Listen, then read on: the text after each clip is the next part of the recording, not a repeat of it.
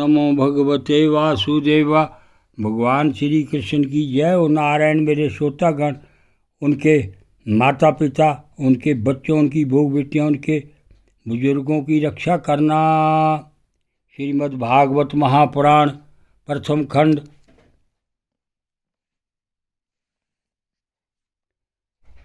वक्रतुंड महाकाया सूर्यकोटि समप्रभा निर्विघ्नं कुरुदेव सर्वकार्येषु सर्वदा। गणपति भगवान की जय। गुरुर्ब्रह्मा गुरुर्विष्णु गुरुर्देव महेश्वरा। गुरुर साक्षात् परब्रह्म तस्मै श्री गुरुवे नमः। शंकर भगवान की जय। विष्णु भगवान की, ब्रह्मदेव भगवान की जय। या देवी सर्वभूतेषु शक्तिरूपेण संस्था। नमस्तस्यै नमस्तस्यै नमस्तस्यै नमः। दुर्गा रक्षा करना। कथा का पाठ 56। सर्वथा चर्कुटेन चकं शरतसारिथं सदयामासुरसुरा पर्वतसूर्यमेवाम्बुधा। अलक्ष्यन्त शतमतीव विवला विचक्रसुरदेवगणा सहानुगा।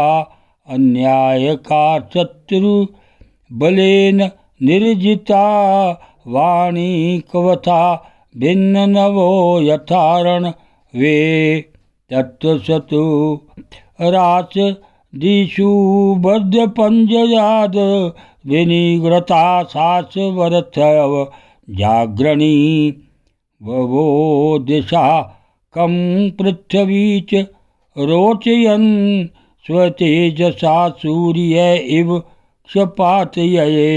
निरीक्षया प्रततान् देवा परेभ्य रथचारणे उद्यसदरिपं जन्तु वज्रं वज्रधरोरुषा। स तेनेवास्त्र धारेण शिरसि बलपाकयो ज्ञातना पश्यता रजजनार जन्यान भयं नामूर्तिशत द्वदं दृष्टवासो काम अरसरुषाविन्ति जगासुरेन्द्र नरपते चकार मर परमोदमम्। अस्मं सारमयं शूलं घण्टावदेवभूषणं प्रगुणाभद्रवत् क्रुद्धो हतो वसितिवित रजयन्।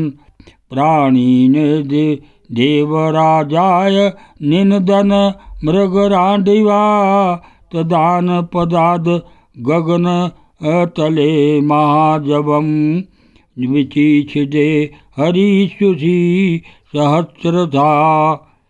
तमाना नृप कुलेशेन कंदरे रुषान विंत चित्रदशपति शिरोहरन्। जैसे वर्षा काल के बादल सूर्य को ढक लेते हैं, वैसे ही असुरों ने बाणों की वर्षा से इंद्र, उनके रथ तथा सारथी को भी चारों ओर से ढक दिया। इंद्र को ना देखकर देवता और उनके अनुचर अत्यंत विवल होकर रोने चिल्लाने लगे।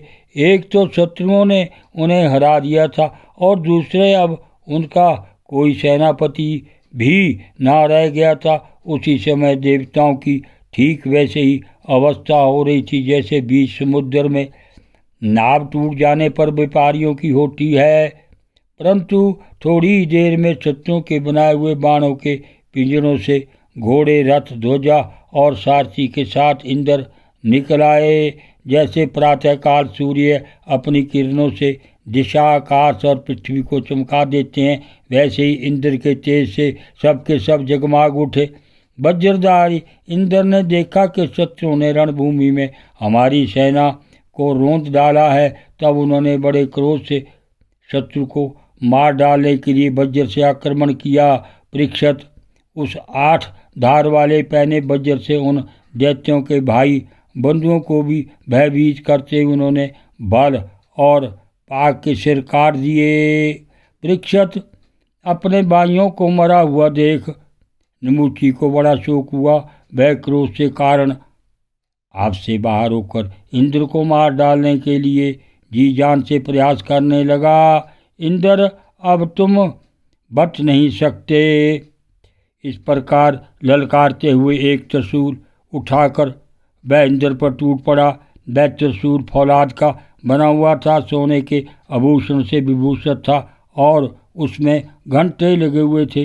नमूचे ने क्रोध के मारे सिंह के समान गर्ज कर इंद्र पर वह त्रिशूल चला दिया।